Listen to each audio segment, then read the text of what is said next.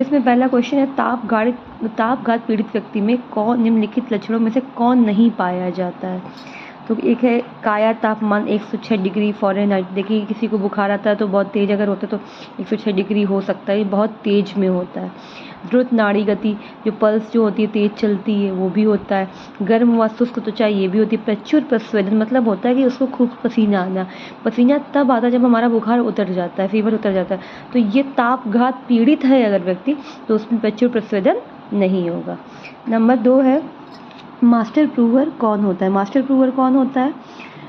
देखिए प्रूवर का मतलब क्या होता है, किसी भी चीज़ को अप्रूव करना। वो अप्रूव वही करेगा जो उसके बारे में पूरी की पूरी जानकारी रखता होगा। तो जैसे कोई भी औषधि बनती है तो उसके जो भी उसका जो एक्सपर्ट पर्सन होता है वो मास्टर प्रूवर होता है।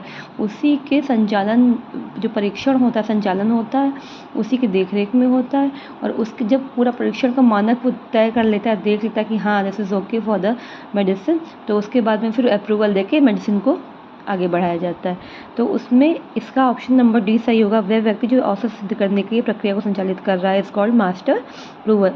Option number 4 is correct. Number 3 question है, किसी दवा का मोनोग्राफ क्या होता है। मोनोग्राफ मतलब किसी औषधि के घटक की पहचान, किसी औषधि का इंद्रिय ग्राह्य मूल्यांकन, फार्माकोपिया में दर्ज किसी दवा का व्यक्तिगत विवरण, किसी औषधि का मानकीकरण। देखिए मानकीकरण नहीं हो सकता, रीज़न वो है, वो अलग चीज़ होती। जो मोनोग्राफ होता है वो क्या बताता है कि इस दवा को जो भी दवा है, उस औषधि पदार्थ है के लिए लागू विनिर्देश संकलित होते हैं। यह गुणवत्ता परीक्षण मानदंड, स्वीकार्यता मान्यता के परीक्षणों का विवरण देता है। अर्थात ये फार्माकोपिया में शामिल किसी दवा का मानक विवरण होता है। मानक विवरण जो भी होता है दवा का, कि उसमें क्या क्या गुणवत्ता रहेगी, परीक्षण मानदंड इसने पूरा किया है कि नहीं, इसका अप्रूवल हुआ है या नहीं हुआ, तो वो मोनोग्राफ के थ्रू आएगा। देखिए question medical officer homeopathy exam 2023 में पूछा भी गया।